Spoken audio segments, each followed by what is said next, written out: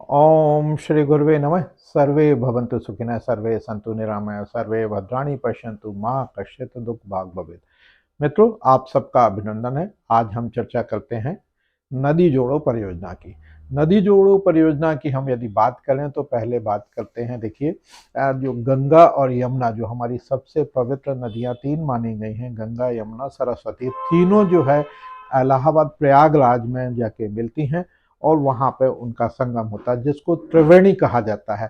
तो नदी जोड़ो परियोजना का यदि हम बात करें तो उसकी उत्पत्ति वहाँ से होती है, जब त्रिवेणी में जाके तीन नदियां मिलती हैं और आगे जाके उसमें गंगा का प्रवाह तीव्रतर बना रहता है। इसी तरह से यदि हम वेद की बात करें तो वेद में, ऋग्वेद में मिलता है, the lord the thunder dug out the channels destroying obstruction which had checked out flows. तो ये ऋग्वेद का 3.336 3.335 और ये इसमें यदि हम चलें तो ये इसमें सूक्त दे रखे हैं। तो ऋग्वेद में रिवर की को परिभाषित किया है, रिवर को जोड़ने का किया है, रिजर्वायर बनाने की बात की है और एग्रीकल्चर फील्ड्स को इरिगेशन की सुविधाएं उपलब्ध कराने की बात ऋग्वेद काल में की गई है। तो साइंस ऋग्वेद, यदि वेद की बात परिकल्पना यदि हम करते हैं, उसका जब हम अध्ययन करते हैं तो पाते हैं कि वेद हमारे बड़े समृद्ध हैं। नदी जोड़ो परियोजना, कल आप जानते हैं सभी कि माननीय अटल बिहारी वाजपेयी का जन्म दिवस है और भारतवर्ष में 37 है नदी जोड़ने के, 37 जो नदियां हैं उनकी जोड़ने की परियोजना पर काम बड़े जोर शोर से चल रहा है। इसमें लगभग 3000 जलाशय जो वाटर रिजर्वायर हैं, टैंक बनाए जा रहे हैं, बड़े बड़े टैंक बनाए जा रहे हैं। और इसी कड़ी में तो अटल बिहारी वाजपेयी के जन्मदिन पर 25 दिसंबर 2024 को हमारे देश के माननीय प्रधानमंत्री भाई नरेंद्र भाई मोदी जी खजुराहो पहुंच रहे हैं और इस परियोजना को, जो बड़ी अच्छी परियोजना है, लाभकारी परियोजना है, जिसके ऊपर सबकी निगाहें टिकी हैं, उसका भूमि पूजन, उसका शिलान्यास करेंगे। इसी कड़ी को आगे बढ़ाते हुए हम आज पहुंचे, हमारे एक विद्वान मित्र हैं अनिल गुप्ता जी, जो सोशल वर्कर भी हैं, फाइनेंशियल सलाहकार हैं और बैंक मैनेजर के पद से रिटायर्ड हुए हैं। इनका काफ़ी डायमेंशनल, मल्टी डायमेंशनल हस्ती हैं ये। बहुत अच्छे गायक कलाकार हैं, इन्होंने कई फिल्मों में पार्श्व गायन का काम भी किया है। तो मैं आपको मिलते हैं, आज चर्चा करते हैं कि ये नदी जोड़ो परियोजना जो है क्या है और इससे क्या क्या लाभ संभावित हैं। तो आइए, आदरणीय अनिल भाई, आपका बहुत बहुत स्वागत है मेरे चैनल में। और मैं अपने श्रोताओं से की तरफ से आपसे कुछ जानना चाहता हूं कि ये जो नदी जोड़ो परियोजना चल रही है, जिसका कल माननीय प्रधानमंत्री जी उद्घाटन करने वाले हैं, मतलब जिसका शिलान्यास करने वाले हैं, उसके बारे में आप थोड़ा विस्तार से यदि प्रकाश डालेंगे तो लोगों के, श्रोताओं के लिए बहुत अच्छा रहेगा। जी नमस्कार। जैसा कि अभी अभी अभिनंदन जी आपने बताया कि वेदों में हमारे वेदों में भी सिंचाई के बारे में, नदियों के जोड़ने के बारे में बड़ी विस्तृत रूप से चर्चा है। ये बहुत गजब की बात है कि हमारे वेदों में हजारों साल पहले ये कंसेप्ट दिया हुआ था कि किस तरह से हम समृद्ध किसानों को कर सकते हैं, किस तरीके से हम जमीन को उपयोगी कर सकते हैं, उपजाऊ कर सकते हैं, किस तरह सिंचाई का यूज कर सकते हैं। तो हमारे वेदों में इतनी पुरानी अवधारणा पहले से दी हुई है, लेकिन उसके बाद भी बहुत समय हो गया। अब ये केन बेतवा। नहीं, मैं थोड़ा सा इंटरप्ट कर रहा हूँ आपको जी। गुप्ता जी। जहाँ तक बात आती है वेदों की, तो मैं बोलता हूँ कि भागीरथ जो है गंगा लेके आए थे, जिसकी हिस्ट्री हमको मिलती है। तो गंगा गंगोत्री से निकली, फिर नीचे जमुना, यमुनोत्री से यमुना नदी निकलती है और एक सरस्वती नदी है। तीनों जाके प्रयागराज में जाके संगम होता है, जिसको त्रिवेणी कहा जाता है। और इस वर्ष 2025 में वहां पर महाकुंभ का भी आयोजन किया जा रहा है। तो ये नदी जोड़ो परियोजना देखिए कब से चल रही है, और इसको हम ये नहीं कह सकते कि पहले नदी नहीं जोड़ी गई, इतनी पवित्र नदियां जोड़ी गई हैं। तो इसी सिलसिले में एक और कार्यक्रम हो रहा है, तो उसी सिलसिले में हम चाह रहे थे, तो ये पुरातन काल से ही परंपरा चल रही है नदी जोड़ों की, चल रही है। क्योंकि जुड़ी तो है नदी, ये नहीं कह सकते यमुना और गंगा जुड़ी है, और यमुना का पानी तीव्र प्रवाह रहता है वहां जाके प्रयागराज में, गंगा थोड़ी शिथिल हो जाती है, सरस्वती जो है अदृश्य रूप में मिलती है, मगर वो त्रिवेणी का संगम है जिसका हमारे यहाँ बहुत अधिक महत्व है। और वहाँ की पूरी जमीन कितनी उपजाऊ है ये आप सब इसको बताने की जरूरत नहीं है, मैं नहीं समझता। तो चलिए आपसे वही मैं तो मैं केवल ये कहना चाह रहा था कि अभी तक जो अपनी नदियां नेचुरल रिसोर्सेज में जो जुड़ी हुई थी आपस में, कि किसी पर्टिकुलर पॉइंट पे आके वो मिल गई और उन्होंने एक बड़ा रिवर बैंक बना दिया, ये हुआ करता था। जैसे पंजाब में और हरियाणा में उस एरिया में जो 5 नदियां हैं जिसके कारण पंजाब नाम पड़ा उस राज्य का, उन 5 नदियों के कारण वो समृद्ध पूरा एरिया, क्योंकि चारों तरफ से वो इतना पानी फैला हुआ है चारों तरफ से, क्योंकि बिना जोड़े ही उनका सब काम चल जाता है। लेकिन अपने बुंदेलखंड एरिया में ऐसा नहीं है। बुंदेलखंड एरिया में बहुत बड़ी बड़ी नदियां नहीं है। बेतवा एकमात्र नदी है, गंगा जो है वो चली निकल जाती है उत्तर प्रदेश से, यमुना जी भी हमारे यहाँ मध्य प्रदेश में नहीं आ पाती हैं। बड़ी बड़ी नदियां फिर साउथ में चली जाती हैं, मध्य प्रदेश में नदियां बड़ी हैं नहीं। बेतवा एक बड़ी नदी है और एक कैन नदी है। तो अभी जो बरसों से ये परियोजना, कैन बेतवा को जोड़ने की परियोजना बरसों से पेंडिंग चल रही थी। लगभग मेरे को यहाँ तक याद है 39 साल पुरानी परियोजना ये कंसेप्ट में आई थी कि इसको जोड़ा जाए यदि, तो पूरे बुंदेलखंड क्षेत्र को सिंचाई की बहुत अच्छी सुविधाएं प्राप्त होंगी, और पूरा जो यहाँ का किसान है वो समृद्ध होगा। यहाँ की जमीन सिंचाई उपजाऊ बनेगी, और यहाँ पर छोटे छोटे जलाशय बनेंगे, छोटे छोटे डैम बनेंगे, नहरें बनेंगी, और हर जगह पानी का प्रवाह फैल जाएगा। और जिससे हमारे पूरे बुंदेलखंड क्षेत्र में, जो हमारा बैकवर्ड क्षेत्र भी कहलाता है इस मामले में, कि बहुत मेहनत करना पड़ती है हमारे किसानों को। तो ये परियोजना बरसों से पेंडिंग थी, लेकिन अभी हम ये देख रहे हैं कि मोदी जी की सरकार आने के बाद और मध्य प्रदेश में बीजेपी की सरकार आने के बाद इनके दिमाग में ये बात हमेशा से रही कि कुछ ऐसे काम किए जाएं जो जनहित में इतने ज्यादा ब्रॉड स्पेक्ट्रम में फैल जाएं कि बहुत सब लोगों को सब फायदा हो। तो यही एक टुकड़ा है इसका भी, कैन बेतवा लिंक परियोजना। करीब 44,605 करोड़ की अभी तक ये योजना है। 44,605 करोड़ की ये योजना है। योजना है, जैसा कि उन्होंने अभी बनाया है, ये आगे जाके अमाउंट बढ़ भी सकता है। नहीं, जैसे जैसे महंगाई बढ़ती है हाँ, तो प्राइस इंडेक्स बढ़ती है, तो लेकिन कम से कम लागत बढ़ना स्वाभाविक है। एक शुरुआत हुई। और आप समझ लीजिए कि मध्य प्रदेश और उत्तर प्रदेश का कुछ हिस्सा, इन सबको मिला के 10 लाख हेक्टेयर 10 लाख हेक्टेयर, जी, इतना अधिक क्षेत्र, 10 लाख हेक्टेयर जमीन मतलब सिंचाई कवर हो जाएगी। तो यहाँ तो जमीन फिर सोना उगलेगी। बिल्कुल बिल्कुल होगा। और अभी तक यहाँ के हमारे माननीय मुख्यमंत्री क्योंकि बुंदेलखंड में सबसे यदि किसानों के साथ जो समस्या है सबसे बड़ी, वो पानी की बहुत कमी है। पानी बिल्कुल नहीं है। सिंचाई पे जो है लोकल टैंक्स बना लेते हैं, कहीं बलराम टैंक बना दिया है, कहीं प्रधानमंत्री या उसमें टैंक बना के पानी स्टोरेज करके उससे सिंचाई करते हैं। नेचुरल पानी मतलब टैंक नदी वाला पानी, इस तरह की परियोजना बुंदेलखंड इसमें हमेशा से पिछड़ा है, और इस तरफ ध्यान नहीं दिया गया। बुंदेलखंड एरिया खासतौर से पिछड़ा हुआ है। अब आप वहाँ इंदौर तरफ चले जाएंगे, यदि खंडवा तरफ चले जाएंगे, वहां पर है व्यवस्था बहुत बढ़िया। इंदौर तरफ चले जाइए, आप छत्तीसगढ़ में चले जाइए, विद्याचरण शुक्ल, श्यामाचरण शुक्ल जब थे तो उन्होंने सभी जगह नहर है, इवन बालाघाट में काफी नहरें हैं, और सभी जगह सिंचाई है, सभी जगह नहरों के द्वारा सिंचाई होती है।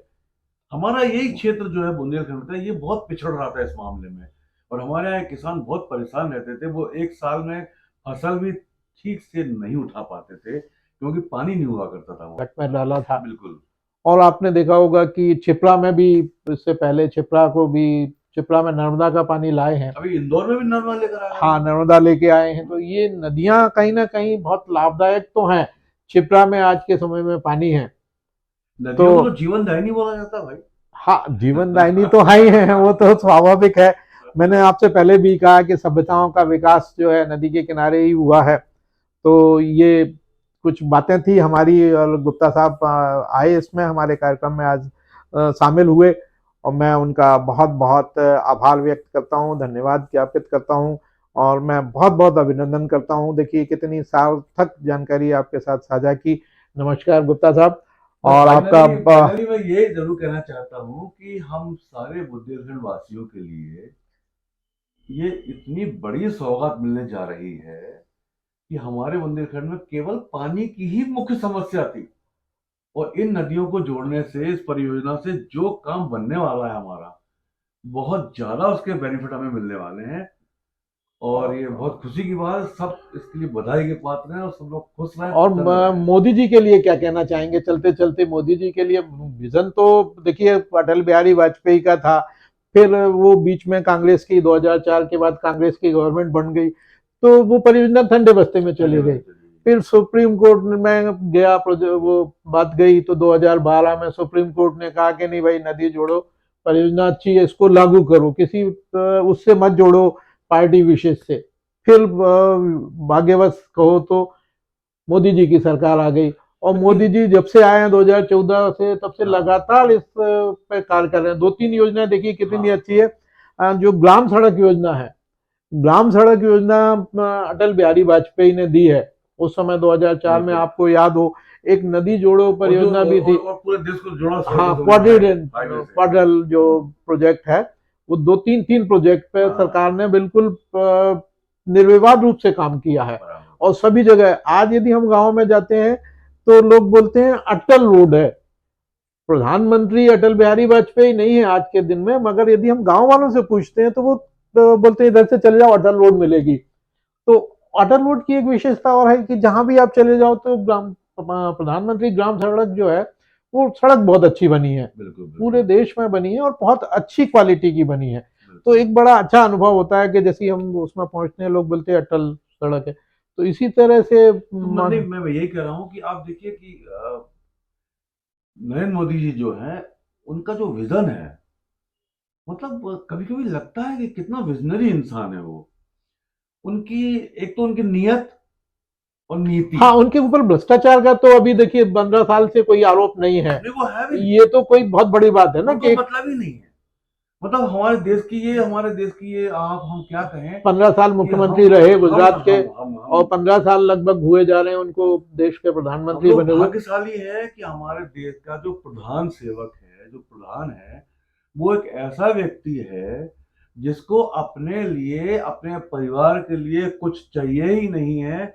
इन्हीं कारणों से लोग करप्शन में चले जाते हैं। और देखिए आप कितना सम्मान करते हैं छोटे लोगों से, जो काम करने वाले हैं उनसे भी मिलते हैं। अभी कुवैत में गए, आपने देखा होगा, कुवैत में मजदूरों के साथ बैठ के उन्होंने चाय की, और मजदूर इतने फैमिलियर हो गए कि उनकी व्यक्तिगत बातें भी उनसे कर लेते हैं, वो कनेक्ट होते हैं। और मजदूर के किसी के गले पे हाथ रख के उन्होंने चाय पी, तो वो तो उसका तो जीवन ही, मतलब वो तो इतना खुश है, उसने तो पूरे परिवार को बताया। आप ध्यान दीजिए कि एक तो वो कनेक्ट होते हैं हर व्यक्ति से, दूसरा हमें आश्चर्य इस बात का है, 2014 में सरकार आई थी बीजेपी की, 10 साल हो गए और तीसरा टर्म उनका चालू हो गया। इन 10 सालों में हम ये देख रहे हैं कि हमारे देश में चारों तरफ काम ही काम हो रहा है। नहीं, ये अच्छी बात है। और मैं इंफ्रास्ट्रक्चर डेवलप हो रहा है, ट्रेनों का नेटवर्क, रोडों का नेटवर्क। नितिन गडकरी जी कमाल कर रहे हैं भाई। ऐसी सड़कें बन रही हैं, ऐसे पुल बन रहे हैं, ऐसी ट्रेनों का डेवलपमेंट हो रहा है, एयरपोर्ट बन रहे हैं, आईआईएम खुल गए, मेडिकल कॉलेज खुल गए। मतलब हमें समझ में नहीं आ रहा है कि नहीं, आप ये कहना चाहते हैं कि इनका चयन बहुत अच्छा है। विदेश मंत्री भी देखिए, इतना अच्छा विदेश मंत्री आज तक हमें देश में नहीं मिला देखने। कल्याणकारी योजना इनकी इतनी कल्याणकारी योजना है। अभी अब समझो 70 साल से अधिक उम्र के लोगों को उन्होंने फ्री कर दिया। हाँ, अभी जो आयुष्मान योजना से जोड़ दिया उन्होंने। ये वो उम्र है, ये वो उम्र है कि हिंदुस्तान में हर गरीब व्यक्ति भी 70 साल उम्र वाला, उसको एक ही टेंशन रहता है, एक ही चिंता रहती है कि मैं बीमार हो जाऊंगा तो मेरा क्या होगा। नहीं, मोदी जी जो है सबको अपने दिलों में अपना स्थान बना लेते हैं, सबके दिलों में। इसमें कोई शक नहीं, क्योंकि छोटे से छोटे आदमी को देखिए अभी उन्होंने गैस भी सबको वितरित की है, तो महिलाएं जो आंखें खराब होती थी जिनकी, धुएं से बनता था, मैंने तो बचपन में देखा है कि चूल्हे से रोटी बनती थी, हम लोग फाड़ा करते थे, वही वही हमने तो वो बचपन देखा है। नहीं और मतलब गैस तो मिलती नहीं थी, कल्पना नहीं होती थी कोई गैस करें की, तो एक तो लाइन लगती थी साहब एक तो गैस की। नीति आपकी अच्छी हो, आपकी नीयत अच्छी हो और उसका इम्प्लीमेंटेशन अच्छा हो, आपका टीम अच्छी हो। और हम बता रहे हैं कि सेनापति यदि बढ़िया होगा तो सेना जो है बिल्कुल मुस्तैद रहेगी हमेशा। और हमारे देश में इस समय यही बात है कि हमारा जो सेनापति है वो बहुत डायनेमिक, वर्सटाइल, स्ट्रांग और मुस्तैद आदमी है, जिसने चारों तरफ काम किया है और ऐसी टीम बनाई उन्होंने। हर मिनिस्टर काम कर रहा है, हर डिपार्टमेंट में काम हो रहा है। एक समय था कि हम लोगों को सुनाई पड़ता था, आपको याद होगा, आपको पहले सुनाई पड़ता था कि सरकार बोलती थी मेरे पास पैसा नहीं है, अब कहाँ से आता पैसा? फंड नहीं है। I am surprise.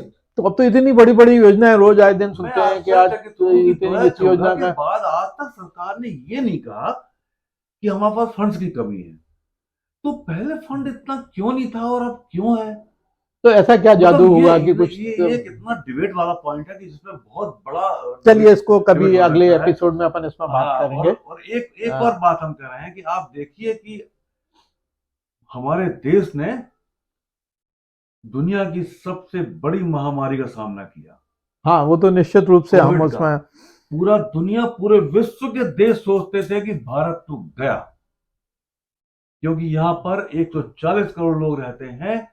यहाँ पे लोग गरीब भी हैं, यहाँ के लोगों में जागरूकता की कमी है और ये कोविड न जाने हिंदुस्तान में क्या करेगा। नहीं, उसमें तो मुझे लेकिन भी अपना योगदान देने का हाँ, मौका मिला है और मैंने भी लेकिन किया उसके लिए। जिस तरीके से गवर्नेंस हुआ है भैया, जिस तरीके से नरेंद्र मोदी और उनकी पूरी टीम ने इस महामारी को निपटाया है, इससे निपटे हैं बिल्कुल वार फुटिंग, युद्ध स्तर पे, और जितना काम किया है। और हमारे देश को बाद में जब डाटा अपन उठा के देखते हैं तो अमेरिका, फ्रांस, इटली जैसे लोग बर्बाद हो गए इस कोविड में और भारत में कुछ नहीं हुआ।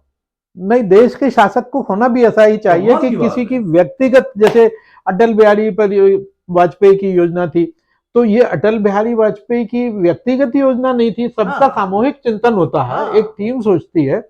अब जैसे मैंने आपको बताया कि ऋग्वेद में इसका उल्लेख हाँ है ना। और शुरू में जब हमारी गंगा, यमुना और सरस्वती 3 नदियां मिलती हैं, फिर उसके बाद जब 2004 में उन्होंने किया, फिर कांग्रेस सरकार ने इस योजना को दबा दिया। यदि इससे पहले बन गई होती, बिल्कुल। कल्पना करिए, यदि 2004 में काम शुरू हो गया होता तो अभी तक तो सब लोग सभी जगह सिंचाई हो गई होती। ये डिपेंड करता है जनहित की तो हम योजनाओं की 15 साल 20 प्राथमिकता, साल पीछे हो गए ना। जनहित की प्राथमिकताएं क्या है आपके हाँ, मन 20 में? साल हमको पीछे कर दिया कांग्रेस ने।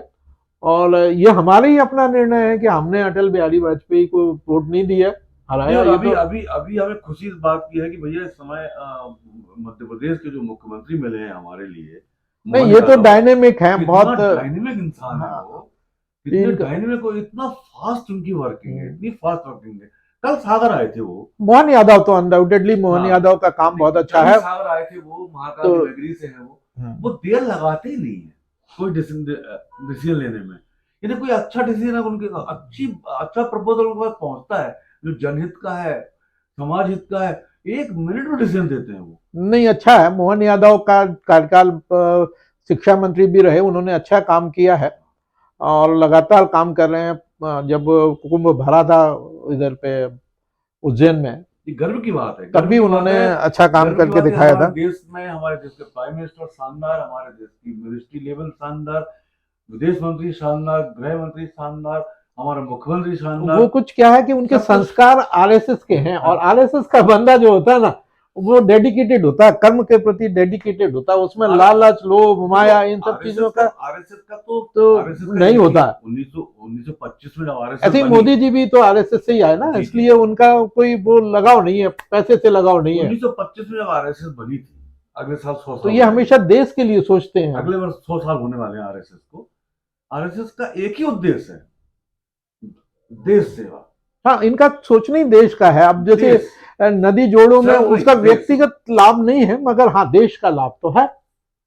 यदि आरएसएस कोई अब जो गलत लोग हैं वो आरएसएस का दुष्प्रचार कर रहे हैं, बुराई खैर कर अभी रहे हम हैं, थोड़ा लेकिन सा, उसमें जाएंगे नहीं। हाँ, अपन दूसरे बात पे अभी बड़े तो कर अपन रहे हैं, नदी जोड़ों पे बात कर रहे थे। नदी जोड़ बात कर रहे हैं, लेकिन ये बहुत ही क्रांतिकारी कदम है।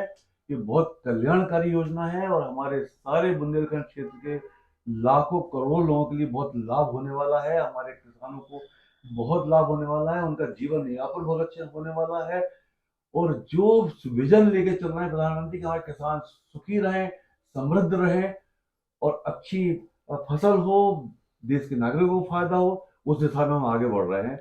नमस्कार। बहुत बहुत धन्यवाद गुप्ता साहब, आपके एक फ़ोन पे मैंने, मतलब आपसे एक फ़ोन किया और आपने मुझे मिलने का समय दिया, आपने इतनी हमें गंभीर जानकारी हमारे साथ शेयर की, उसके लिए मैं आपका बहुत बहुत आभारी हूँ। देश मैं से अपने, बाहर काम हम नहीं, क्योंकि मैं अपने चैनल की तरफ से आपको धन्यवाद ज्ञापित करता हूँ। बुंदेलखंड की जनता जो पूरा अभी 25 तारीख का इंतजार कर रही है, कल इसका उद्घाटन होने वाला, उसका भी मैं तहे दिल से, और माननीय प्रधानमंत्री मोदी जी का भी बहुत धन्यवाद ज्ञापित करता हूँ, जो भी इसमें अपना पक्ष परोक्ष रूप में जो भी सहयोग दे रहे हैं। माननीय हमारे मोहन जो यादव साहब हैं मुख्यमंत्री, उनको भी धन्यवाद ज्ञापित करता हूँ। जी, जय हिंद, जय जय हिंद, भारत। जय भारत। जैसा कि अपन लोग बात कर रहे थे कि 10 लाख हेक्टेयर जमीन, जिसमें 8 लाख हेक्टेयर मध्य प्रदेश और 2 लाख हेक्टेयर, 40 लाख बोला है आपने? 10 लाख हेक्टेयर जमीन मतलब बल्कि 11 लाख आया है। एक और फिगर आया कि 11 लाख हेक्टेयर जमीन का सिंचाई होगी। मध्य प्रदेश हमारा बुंदेलखंड एरिया सबसे ज्यादा पानी के कारण परेशान था।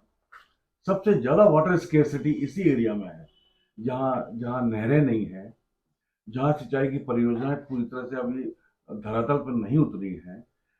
पानी की कमी के कारण सिंचाई हो नहीं पाती है, किसान परेशान होते हैं।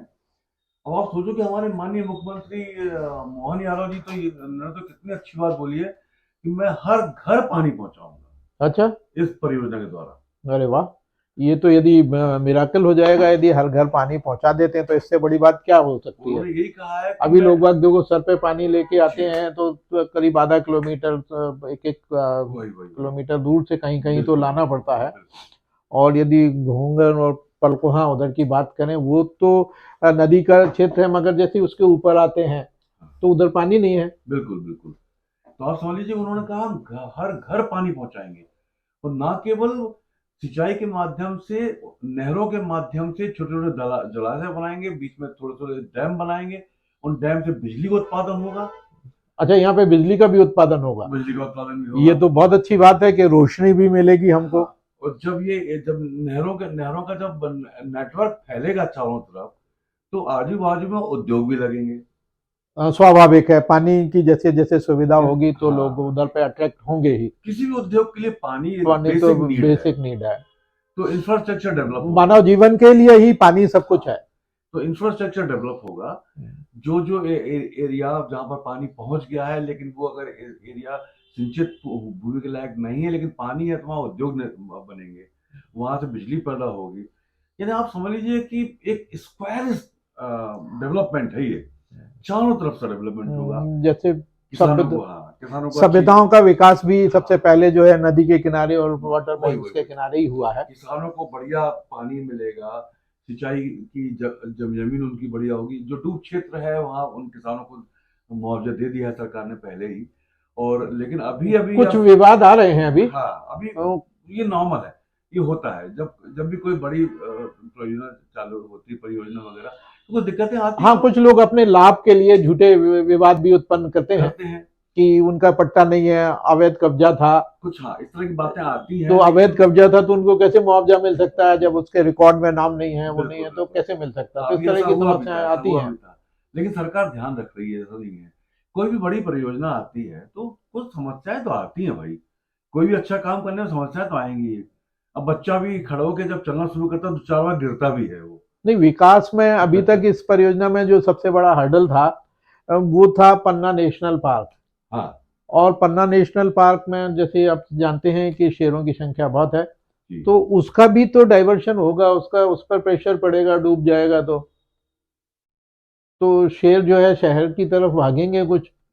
नहीं, उसकी तो व्यवस्था सरकार कर रही है। कर रही है। हाँ, अभी कुछ कुछ नए ट्रैक्स, बड़े पैसेजेस बन रहे हैं। अच्छा, वो एरिया बढ़ा रहे हैं, कुछ एरिया, हाँ, कुछ दूसरी रेंजेस कुछ जो फ्लाईओवर भी हाँ। बना रहे हैं, फ्लाईओवर ऐसा बना रहे हैं कि वन्य जीवन को कोई दिक्कत ही ना हो। जो वन्य ऊपर जीव, ऊपर निकल हाँ जाएगा। वन्य जीव है उनको दिक्कत नहीं होगी, ना कोई नॉइज पोल्यूशन होगा, ना कुछ होगा। हमारा ये कहना है कि जब कोई एक काम बराबर करते हैं तो उससे अलाइड एक्टिविटीज बहुत सारी हो जाती हैं। हाँ, चहुमुखी विकास होता है, कोई भी हाँ, बड़ा प्रोजेक्ट आता है तो उसका चहुमुखी विकास होता है। चारों तरफ से बातें बढ़ जाती हाँ, हैं, तो तो चारों हर तरफ से तरह का फायदा ध्यान होता है। रखेंगे, टाइगर का है तो उसका भी ध्यान रखा जाएगा, अभी सिंचाई का भी ध्यान रखा जाएगा। बिल्कुल, अभी और आप मोहन, बता रहे हो कि पन बिजली भी हाँ वहाँ पे बिल्कुल बिल्कुल बिल्कुल, तैयार की जाएगी हर पानी के तरीके का द्वारा। डेवलपमेंट होना है वहां पे, हर तरीके का डेवलपमेंट होना है। कुछ दिनों में यहाँ की तस्वीर ही बदल जाएगी और लोगों की तकदीर बदल जाएगी। अरे वाह, ये तो बहुत अच्छी बात है कि तस्वीर और तकदीर दोनों बदलेगी। दोनों ही तो बदलेंगी। खुशहाली के लिए तो ये मील का अभी पत्थर अभी साबित होगा। अभी मोहन यादव जी ने एक बहुत अच्छी बात बोली है। उन्होंने अपील की किसानों से कि जिस भी व्यक्ति की सिंचाई की जमीन अभी सिंचित नहीं है, या जो भी एग्रीकल्चर लैंड वो होल्ड कर रहे हैं, तो उन्होंने अभी सबसे अपील की है कि आप लोग अपनी जमीन को बिल्कुल बेचें ना, अपने अच्छा। अपने पास रखिए। आपको कोई फाइनेंशियल प्रॉब्लम आ रही है, कोई फाइनेंशियल क्राइसिस है, तो हमारे बैंक हैं आपकी हेल्प करने के लिए। आपको हर प्रकार से हम फाइनेंशियल असिस्टेंस देंगे, ताकि आपका जीवन बिल्कुल सुचारू रूप से चलता रहे, दिक्कत ना हो, आप जमीन ना बेचिए। उनका ये कहना है, उनका कितना दूरदृष्टि उनका है, कितना लंबा विजन है उनका। उनका कहना है जमीन आप बेचिए नहीं, ये जमीन जो है हमारी इस सिंचाई परियोजना के बाद, ये जमीन आपको सोना उगलेगी। कल को नहीं, आपको, सही है। हाँ कल को आपको ये मतलब पश्चाताप नहीं करना होगा, पछताना नहीं पड़ेगा कि हमारी नहीं, जमीन चली जल्दबाजी गई। में तो या किसी के कहने पे बिचौलियों हाँ, को नहीं बेचना नहीं चाहिए। बेचना चाहिए। वैसे ये इसमें शासन ने कुछ प्रतिबंध भी लगाए हुए हैं अभी खरीद बिक्री पे। हाँ, उस क्षेत्र में जहां डूब का आ रहा है तो वहां पे कुछ प्रतिबंध लगा दिए हैं शासन ये ने। इसीलिए, केवल इसलिए लगाया है कि एक आम गरीब व्यक्ति जो है, या जो साधारण किसान है, जो इतना पढ़ा लिखा नहीं होता है, या जिसमें इतनी जागरूकता नहीं होती है, उसको बरगला के बड़े लोग कहीं फायदा ना उठा लें। नहीं, पढ़ा लिखा का तात्पर्य थोड़ा सा हटके यदि अपन बात करें तो वो अपने फील्ड में तो पढ़ा लिखा ही होता है। यदि किसान कर रहा है तो अपनी किसानी में तो पारंगत है ही, बराबर है ना वो। नहीं, यदि पढ़ा लिखा व्यक्ति आप हैं, जैसे बैंक में काम करते थे, हम आपसे कहें खेती करो तो शायद आप नहीं कर नहीं पाओगे, कर है पाएंगे। ना। आप तो समझ में ही नहीं आएगा बीज को कैसे बोना है, कब काटना है, कब क्या करना है, तो वो नहीं समझ पाओगे आप। पढ़े लिखे से मेरा तो हम तात्पर्य ये नहीं केवल कह यही है। सकते कि वो पढ़े लिखे हाँ नहीं हाँ है, हाँ, नहीं वो पढ़े, उनको उस फील्ड का ज्ञान है। तो वो अपने फील्ड में एक्सपर्टाइज है, वो हाँ, एक्सपर्ट है। एक्सपर्ट है, वो अपनी फसल लेकिन लेते हैं। लेकिन पढ़े लिखे होने से मेरा मतलब ये था कि जो लोग सीधे साधे होते हैं, उनको बरगला लिया जाता है बड़े लोगों हाँ, के ये द्वारा। बात है कि व्हाइट कॉलर लोग पहुंच जाते हैं तो हाँ, वो थोड़े से अपने उनको हितों की बेवकूफ बातें बना दिया करके जाता है, बेवकूफ थोड़ी बना। सी उनको उनको सब सपने दिखा दिए जाते हैं, थोड़ी सी लालच दे दी जाती है, शॉर्ट कमिंग्स बता दी जाती है, तो किसानों को लगता है कि यार हमें फायदा हो रहा है, हाँ, उसको कुछ जबकि उनको दुष्प्रचार फायदा भी किए होना जाते नहीं हैं। है, जबकि उनको फायदा होना नहीं है। तो वही मोहन यादव जी ने बोला है कि आप अपनी जमीन बेचिएगा बिल्कुल नहीं, आप उसको संभाल रखिएगा, ये आपके बहुत काम आने वाली है जमीन। और ये परियोजना के बाद आप देखिएगा ये पूरा इलाका, मैं ये कह रहा हूं, ये कहना अति संयुक्ति नहीं होगा अभिनंदन जी, इस पूरे बुंदेलखंड क्षेत्र में, जिसमें दतिया, निवाड़ी, टीकमगढ़, ये वाला, छतरपुर, पन्ना, हाँ ये बांदा, हाँ, महोबा, ये नीचे का अपना खजुराहो, ये पूरा एरिया, ये इतना गजब का सिंचित एरिया होने वाला है कि एक एक्सपर्ट व्यक्ति की ये रिपोर्ट है कि अगर ये सब तरीके से अपन ने इसको अडॉप्ट कर लिया, तो हम हरियाणा और पंजाब से कहीं ज्यादा फसल बुंदेलखंड एरिया में अरे ये उत्पन्न तो करेंगे। बहुत अच्छी बड़ी खुशी की बात है यदि हम हरियाणा और पंजाब से अच्छी फसल उगाएंगे। वैसे मेरा देखने में भी आया है कि जैसे होशंगाबाद है, यदि नर्मदा का जहाँ जल पहुँचता है वहाँ की पैदावार जो है पंजाब से कहीं ज़्यादा है, पंजाब और हरियाणा से ज़्यादा वो बिल्कुल लेते हैं। बिल्कुल और ये मैंने देखा है, खुद महसूस भी किया है कि वहाँ का जो नदियों का केनाल जो बिछी हुई है उससे सिंचाई करके वो अच्छी फसल लेते हैं। बिल्कुल। बस बुंदेलखंड हमारा इस मामले में सबसे पिछड़ा हुआ इलाका है, अभी तक तो कहीं सिंचाई के साधन नहीं है। हम लोगों को खुशी इसी बात की है कि मध्य प्रदेश में भी तमाम क्षेत्र ऐसे हैं जहां पर ये समस्या नहीं है, लेकिन हमारे बुंदेलखंड में खास तौर से पानी की समस्या है। मैं बैंक में रहने के साथ साथ मैं उस एरिया में घुमा हूँ, अरे बहुत वाह। एरिया में घुमा हूँ मैंने गांव गांव में देखा है, प्रॉब्लम देखा है। हमने देखा है कि किसान कहते हैं कि सब पानी हो तो हम तो साल में 3 फसल उठा लें। और गुप्ता साहब ये बताएं कि नदी जोड़ों से कुछ नुकसान तो नहीं होगा इन फ्यूचर, कि किसी तरह का कोई नुकसान हो? अ, मुझे ऐसा कुछ भी महसूस नहीं होता है कि नदी जोड़ने से कोई नुकसान होगा, हमें बिल्कुल नहीं लगता, बल्कि इसके फायदे मैं दर्जनों गिना सकता हूँ आपको। जैसे? जैसे वर्षा होती है, वर्षा होती है तो एक वॉल्यूम है नदी का, बाकी पानी हाँ, पानी तो बह के समुद्र में चला जाता चला है, वो जाता है, मिल जाता है। बेकार चला जाता है, उसका कोई उपयोग नहीं हो उपयोग पाता, नहीं हो सरफेस पाता। वाटर का कोई उपयोग नहीं हो पाता। नदियों के जोड़ने से ये फायदा हो जाएगा कि उस पूरे क्षेत्र में पानी का जो नदियों का वाटर लेवल होगा बहुत ज्यादा हो जाएगा, हाँ, लगभग समान हो जाएगा। समान हो जाएगा, और नहरें बनेंगी वो भरी रहेंगी, हाँ, जलाशय बनेंगे वो जलाशय भरे। बनेंगे, और उससे सबसे बड़ा फायदा होगा कि उससे जो सीपेज होगा हाँ, उसका वो जमीन के अंदर जो बोरिंग है वो सक्सेस हो ये जाएंगे। बात सही है कि सीपेज भी काफी होगा, जिससे वाटर लेवल, आपका कहना है कि वाटर लेवल बढ़ेगा। अपने देश में क्या होता है, अपने देश में क्या होता है कि भूजल स्तर जो है बरसात में बहुत सारा बढ़ेगा। पानी तो वेस्ट हो जाता है ना, हाँ, वो 80% वाटर तो वेस्ट बेकार होता चला ही है, जाता है, समुद्र में सीधा निकल क्योंकि जाता हमारे पास उसको रिजर्व करने का है। तरीके नहीं है। जैसे अभी जो तालाब योजना शुरू की है गवर्नमेंट ने, हाँ, कि हर गांव में खेत तालाब योजना। एक तालाब दो होना चाहिए, एक या दो हाँ, तालाब होना खेत चाहिए। तालाब योजना हाँ, चालू की है, जिसमें हर बड़े किसान ने अपना अपना एक एक खेत लोगों ने खुदवा रखे हैं। अच्छा, उसका उसमें एक, पानी भरते हैं, हाँ, सिंचाई करते हैं उसका उससे। एक ही कारण था, उसका एक ही कारण था, यदि किसी गांव की शुरुआत में और किसी गांव के अंत में हम्म। दो तालाब यदि सरकार की तरफ से या प्रशासन की तरफ से या लोगों के जनहित के लिए या जन भागीदारी से भी यदि बन जाते हैं, तो उस पूरे खेत में, उस पूरे गांव में जो हैंड पंप है वो सक्सेस हो जाएंगे। नहीं, वो बात तो सही है आपकी कि खेत तालाब बनाते हैं, जगह जगह किसान अपने अपने खेत बनाते हैं। तो उससे यदि हम उसकी यदि गणना करें तो काफी जमीन खराब हो जाती है, बिल्कुल। जो अनप्रोडक्टिव हो जाती है। खेत पानी भरा है तो बाकी उतनी जमीन से किसान खेती करने के लिए वंचित हो जाता है उसकी, या ये कहें कि उसका रकबा उतना कम हो जाता है। जैसे 1 एकड़ में उसने तालाब बनाया तो 1 एकड़ जमीन तो कम हो गई, बिल्कुल। किसी के पास 10 एकड़ है तो उसके पास फिर 9 ही बची ना खेती करने को। 1 एकड़ में तो पानी भरा है, सिंचाई कर रहा है। और यदि नदी जोड़ेगा तो नदी में तो फिर उसको सिंचाई के लिए तालाब नहीं बनाने होंगे, और केनाल के माध्यम से पानी मिलेगा, उसको सिंचाई कर सकेगा वो। अरे हम आपको बता रहे हैं कि हम जब सीहोर डिस्ट्रिक्ट में थे, तो सीहोर डिस्ट्रिक्ट में जब हम थोड़ी सी एग्रीकल्चर के फाइनेंस में रिकवरी के लिए हम हमें जाना पड़ता था, तो हम ये देखते थे कि यार ये खेत पड़ा हुआ है, इस खेत के ठीक बाजू में इतनी बढ़िया जगह है जो खाली पड़ी है, जहां पर तालाब बन सकता है, और उस खेत के लास्ट में भी एक तालाब बन सकता है। तो हम सोचते थे कभी कभी, अगर ये तालाब यहाँ बन जाए, पानी यहाँ भरा रहे, तो पूरे गांव के लोगों को सिंचाई फायदा होगा, मवेशियों को पानी मिलेगा, हैंडपंप सक्सेस होंगे, किसानों को दूर दूर भागना नहीं पड़ेगा। तो और हम यही सोचते थे कि यही पानी ना होने के कारण उन किसानों की जो इनकम है वो बहुत रिस्ट्रिक्टेड हो गई है। नहीं, बिल्कुल सही है, बिना सिंचाई के तो कुछ संभव नहीं है। किसान हमसे बोलते भी थे। बिन पानी सब सून, पानी गए ना उबरे, बिन पानी सब सून, तो बिना पानी के तो कुछ है ही वही वही नहीं। वही वही हमने कुछ किसानों से पूछा भी, तो बोले सर हम क्या बताएं, हम तो चाहते हैं हम इसमें अभी खाली टाइम में हम ये सब्जियां लगा दें, ये लगा दें, वो लगा दें, ये भी फसल उठा लें, वो भी उठा लें, लेकिन पानी नहीं है सर, क्या करें हम। नहीं, सही बात है, आपका कहना सही है। और 3 घटक हैं, एक हिमालयन का घटक है, एक पर्वतीय क्षेत्र हो गया ये अपना, तो प्रायद्वीपी, जो प्रायद्वीपी कहना चाहिए, प्रायद्वीपी क्षेत्र है। तो ये प्रायद्वीपी क्षेत्र की नदियों का जोड़ने की बात हो रही, फिर अंतर्राज्यीय जो है नदियां जोड़ी जाएंगी, तो ये अंतर्राज्यीय है। इससे पहले अभी राजस्थान में भी एक नदी जोड़ा, चंबल, काली सिंध और नर्मदा